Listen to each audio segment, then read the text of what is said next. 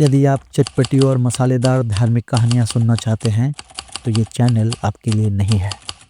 नमस्कार मित्रों, मैं नीलाभ एक बार फिर से धर्म संसार पर आप सभी का स्वागत करता हूँ। पुराणों में पवन देव की महत्ता के बारे में बहुत कुछ लिखा गया है। इंद्र, अग्नि, वरुण इत्यादि देवताओं के साथ पवन देव भी मुख्य एवं सर्वाधिक प्रसिद्ध देवताओं में से एक है। पवन को बल का भी प्रतीक माना जाता है क्योंकि इनकी शक्ति के सामने बड़े बड़े पर्वत भी नहीं टिक पाते। उल्लेखनीय है कि रुद्रावतार महावीर हनुमान और पांडु पुत्र महाबली भीमसेन भी पवन के ही अंशावतार थे। सृष्टि में जीवन के लिए पवन का प्रवाह भी अति आवश्यक है, इसीलिए इसे प्राणवायु कहा जाता है, क्योंकि जीवों में जीवन का संचार करने के कारण ये आवश्यक होता है। पवन वैसे तो एक शब्द है, लेकिन इसके भी कई प्रकार होते हैं। भौगोलिक रूप से तो पवन के कई प्रचलित प्रकार है ही, जैसे व्यापारिक, पछुआ, ध्रुवीय इत्यादि, किंतु पौराणिक रूप से भी इसे 7 भागों में बांटा गया है। कई स्थानों पर इन्हें पवन देव के 7 अवतारों के विषय में भी मान्यता प्राप्त है।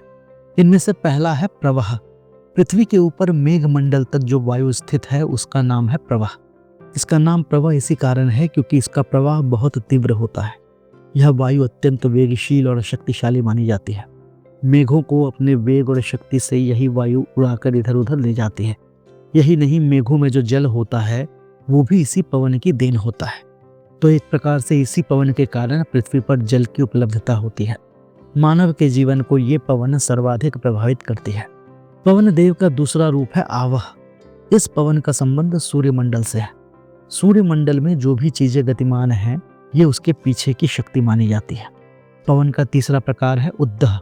इसका संबंध चंद्रलोक से है और वहां की सभी गतिमान चीजों का कारण यही पवन है।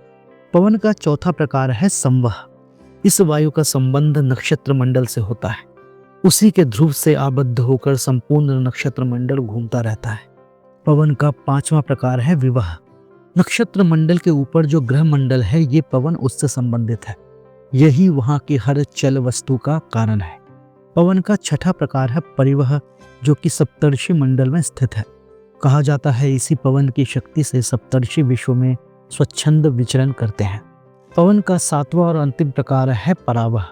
ध्रुव क्षेत्र में आबद्ध पवन को परावह कहते हैं। ऐसी मान्यता है कि इसी पवन के कारण ध्रुव सदैव अपने स्थान पर स्थित रह अन्य ग्रहों को चलायमान रखता है। तो इस प्रकार प्रवह, आवह, उद्धह, संवह, विवह, परिवह और परावह, ये पवन देव के 7 प्रकार माने गए हैं। यदि ये वीडियो आपको पसंद आया हो तो इसे लाइक करें, शेयर करें और हमारे चैनल को सब्सक्राइब करें। जय पवन देव।